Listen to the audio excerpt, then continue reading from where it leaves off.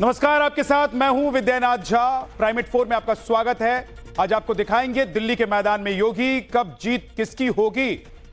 महाकुंभ में कैबिनेट के साथ योगी की डुबकी, अखिलेश को क्यों चुभी, ये डिटेल में आपको दिखाएंगे। साथ ही बताएंगे अयोध्या में रामलला का दरबार, कैसे लगा भक्तों का अंबार, क्या हुआ, डिटेल में आपको समझाएंगे, दिखाएंगे। और हेडमास्टर साहब की पिटाई जूतम पैजार पर कैसे आई, यह भी आपको दिखाएंगे। लेकिन सबसे पहले जो सबसे बड़ी खबर है वो आपको बता देते हैं। प्रयागराज महाकुंभ में योगी ने आस्था की डुबकी लगाई। पूरी कैबिनेट उनके साथ मौजूद थी। सभी एक साथ डुबकी लगाते हुए आस्था की नजर आए और इसके बाद जमीन पर बैठकर सभी ने भोजन भी किया। लेकिन ये तस्वीर देखिए, योगी आदित्यनाथ, मुख्यमंत्री उत्तर प्रदेश के, और उनकी पूरी कैबिनेट आस्था की डुबकी लगाते हुए महाकुंभ प्रयागराज में त्रिवेणी संगम पर पूजा अर्चना भी सभी ने की।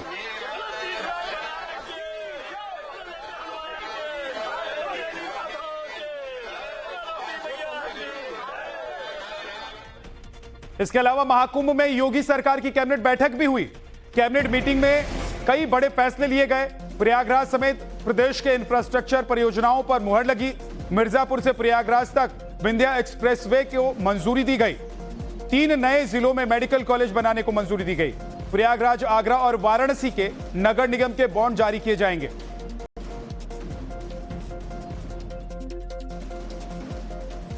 महाकुंभ में पहली बार उत्तर प्रदेश का संपूर्ण मंत्री परिषद उपस्थित है। हमारे सहयोगी सभी मंत्रियों ने आज यहां पर बहुत सारे मुद्दों पर चर्चा की है। प्रदेश के विकास से जुड़े हुए जो नीतिगत निर्णय हैं उन मुद्दों पर चर्चा हुई है। इसके अलावा यहां पर अन्य महत्वपूर्ण मुद्दों के साथ साथ प्रयागराज के विकास से जुड़े हुए मुद्दों पर भी चर्चा हुई है। महाकुंभ में हुई यूपी सरकार की कैबिनेट बैठक में मिर्जापुर से प्रयागराज तक विंध्य एक्सप्रेसवे को मंजूरी दी गई है। प्रयागराज नगर निगम प्रयागराज सुपर स्पेशलिटी हॉस्पिटल के लिए बॉन्ड जारी करेगा। सीएम योगी ने घोषणा की है कि 3 नए जिलों बागपत, हाथरस और कासगंज में मेडिकल कॉलेज बनाए जाएंगे। योगी कैबिनेट ने कई अहम फैसले लिए इस दौरान, लेकिन अखिलेश ने कैबिनेट पर ही सवाल खड़े कर दिए। प्रयागराज में योगी कैबिनेट पर उठाए अखिलेश यादव ने सवाल। कुंभ वो स्थान नहीं है जहां पर राजनीतिक कार्यक्रम के फैसले लिए जाएं। कुंभ के स्थान पर कैबिनेट करना राजनीतिक है, यह अखिलेश यादव ने कहा। कुंभ और प्रयागराज वो स्थान नहीं है जहां पर राजनीति और राजनीतिक कार्यक्रम और फैसले लिए जाएं। कैबिनेट ही पॉलिटिकल है सर। कल जो ज्वाइंट पार्लियामेंट और कुंभ के स्थान पर कैबिनेट करना ये पॉलिटिकल है और पॉलिटिकल संदेश देना चाहते हैं वो लोग। सर, ज्वाइंट पार्लियामेंट्री कमेटी कब वहां स्नान करेंगे? समाजवादी पार्टी के लोग मन से और आस्था है उनको। हम में से बहुत सारे लोग हैं जो गंगा स्नान कराए होंगे, उन्होंने तस्वीर भी नहीं डाली होगी, कहीं भी ना आपको बताया होगा। अखिलेश यादव पर केशव प्रसाद मौर्य ने पलटवार किया। केशव प्रसाद मौर्य ने कहा कि अखिलेश यादव जी को मानसिक और दृष्टि दोष हो गई है, उसका अच्छे से इलाज कराएं। कुंभ के समय ऐसे बयान देना, यहां राजनीति करना बहुत गंदी बात है। अखिलेश यादव जी को मानसिक और दृष्टि दोनों दोष हो गया है, रोग हो गया है, उसका अच्छे से इलाज कराएं। कुंभ के समय ऐसी बयान देना, यहाँ राजनीति करना बहुत गंदी बात है। और भगवान से यही प्रार्थना करूंगा गंगा मैया से कि उनको सद्बुद्धि दे। इस प्रकार का विकार उनके अंदर जो है और इस समय या तो समाप्त हो जाए या तो कहीं जाके इलाज कराएं। दिल्ली के मैदान में उतरेंगे योगी आदित्यनाथ।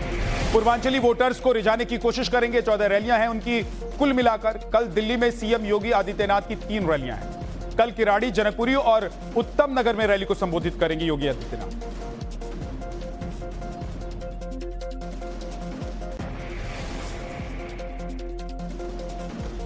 तो क्या योगी का मतलब जीत तय है? हरियाणा में योगी आदित्यनाथ ने प्रचार किया, वहां पर उनकी जीत हुई और सक्सेस रेट वहां पर 64% का था। 14 विधानसभाओं में उन्होंने प्रचार किया था, 9 सीटें बीजेपी जीती। दूसरा, महाराष्ट्र में प्रचार उन्होंने किया और 30 विधानसभा में जहां पर उन्होंने प्रचार किया था उसमें से 22 सीटें उन्होंने जीत ली, बीजेपी ने जीत ली। इसका मतलब यह हुआ कि 85% का सक्सेस रेट यहां पर भी उनका रहा। प्रधानमंत्री नरेंद्र मोदी ने दिल्ली चुनाव के लिए जोश भर दिया है अपने कार्यकर्ताओं में। बूथ कार्यकर्ताओं को पीएम मोदी ने संबोधित किया। मतदान के पुराने सारे रिकॉर्ड तोड़ेंगे, ये उन्होंने कहा। पीएम बोले, मुझे विश्वास है कि प्रचंड विजय होगी। विजय काफी नहीं है। हर बूथ 2 लक्ष्य तय कर सकता है। एक, मतदान के पुराने सारे रिकॉर्ड तोड़ेंगे। पिछले 10 साल में जितना मतदान हुआ है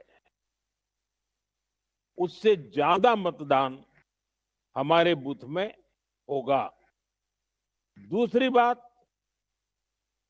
मामूली विजय नहीं, हर बूथ पर भाजपा को 50% से ज्यादा वोट कैसे मिले, और इसके लिए बूथ में रहने वाले सब नागरिकों का दिल जीतना है। सर, बड़ी खबर यह है कि रमेश बिधूड़ी पर सीएम आतिशी ने धमकी देने का आरोप लगा दिया है। आतिशी ने कहा है कि आम आदमी पार्टी कार्यकर्ताओं को रमेश बिधूड़ी धमका रहे हैं, हमारे कार्यकर्ताओं से गाली गलौज कर रहे हैं। बिधूड़ी जी के भतीजे और रिश्तेदार गुंडागर्दी पर उतर आए हैं। आतिशी ने चुनाव आयोग से बिधूड़ी की शिकायत की। रमेश बिधूड़ी जी ने दीपा जी को कहा कि तुम पहले भारतीय जनता पार्टी में होती थी कई साल पहले, तो वापस आ जाओ।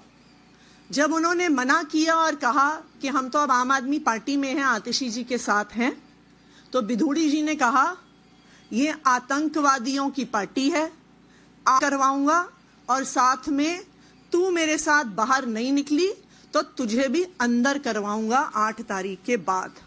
ये रमेश बिधूड़ी जी ने खुद फोन करके आम आदमी पार्टी की एक महिला कार्यकर्ता को धमकी दी।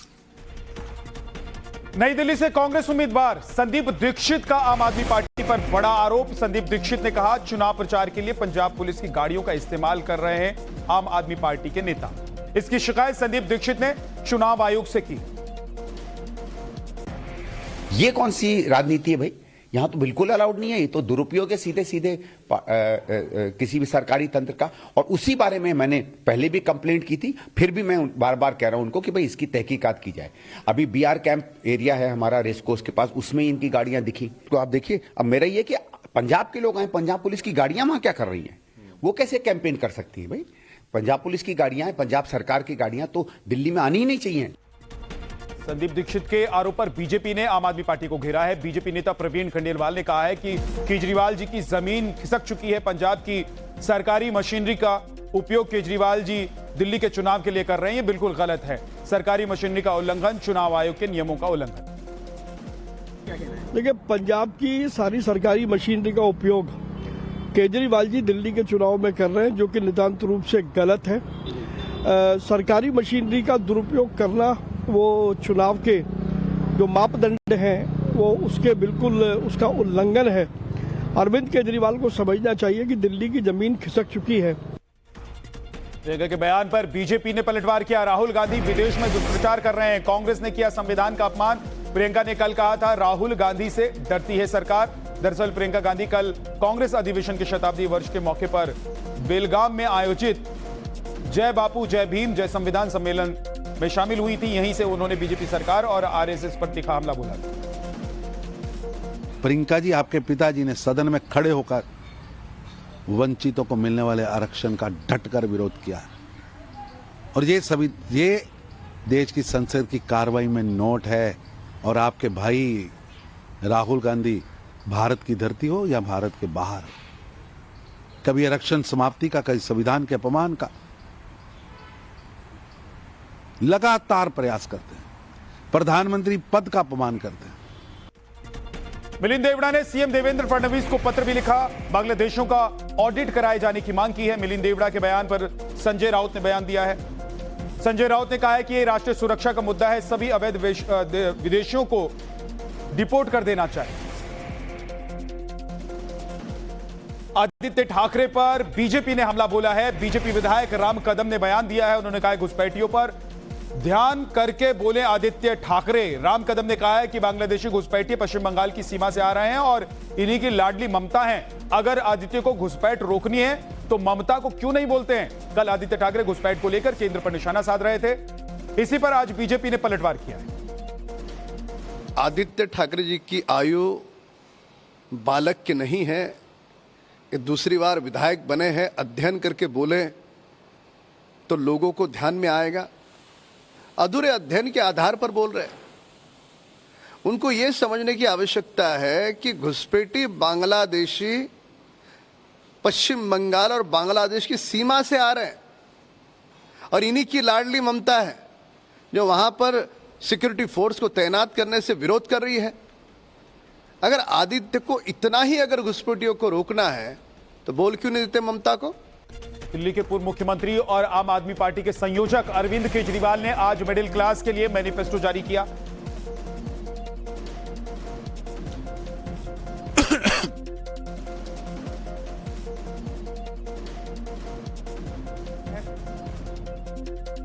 और कहा कि मिडिल क्लास टैक्स टेररिज्म का शिकार हो गया है। केजरीवाल ने कहा कि केंद्र में एक के बाद एक सरकारें आई लेकिन किसी ने मिडिल क्लास के लिए कुछ भी नहीं किया। सभी ने मिडिल क्लास को डराकर दबाकर रखा। जब सरकार को जरूरत पड़ती है तो टैक्स का हथियार चला देती है।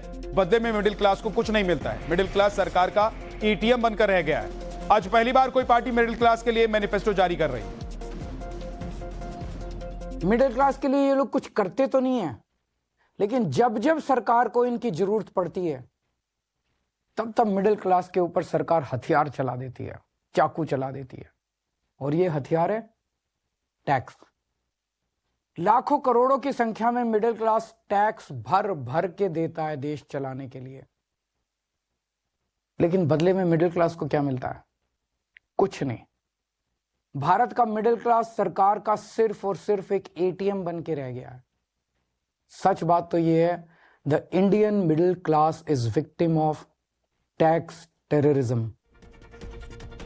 केजरीवाल ने कहा कि वो और आम आदमी पार्टी सड़क से लेकर संसद तक मिडिल क्लास की आवाज उठाएंगे। बजट सत्र में आम आदमी पार्टी के सांसद मिडिल क्लास के लिए 7 मांग करेंगे। इसके साथ ही केजरीवाल ने कहा कि हम जनता का पैसा जनता पर खर्च करते हैं। जनता के टैक्स का पैसा स्कूल, शिक्षा, अस्पताल और जनता को सस्ती बिजली पानी देने में करते हैं। केजरीवाल ने कहा कि दिल्ली सरकार ने एजुकेशन का बजट 5 से 10 हजार करोड़ कर दिया है। 4 लाख बच्चे प्राइवेट स्कूल छोड़कर सरकारी स्कूल आ गए।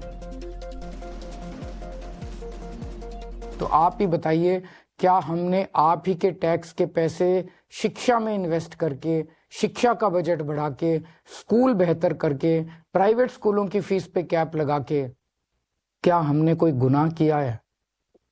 हमने मिडिल क्लास को महंगाई की मार से बचाने के लिए बिजली और पानी के बिल कम कर दिए। आज देश के सभी बड़े शहरों में सबसे सस्ती बिजली दिल्ली वालों को मिलती है। और इतना ही नहीं, हमने आपके टैक्स का पैसा इंफ्रास्ट्रक्चर में इन्वेस्ट करके पूरी दिल्ली में बिजली की सप्लाई 24 घंटे कर दी, जबकि 10 साल पहले दिल्ली में 8 से 10 घंटे के पावर कट लगते थे। ये करके मिडिल क्लास को अगर हमने थोड़ी सी राहत पहुंचाई है तो क्या हमने कोई गुनाह किया है? हमने सरकारी अस्पताल बेहतर बनाए। सरकारी अस्पताल से रेफर होकर प्राइवेट अस्पताल जाने वालों की सारी सर्जरी फ्री कर दी। आपको जान के ताज्जुब होगा कि हमारे मोहल्ला क्लिनिक की सबसे ज्यादा डिमांड दिल्ली के मिडिल क्लास इलाकों से आती है।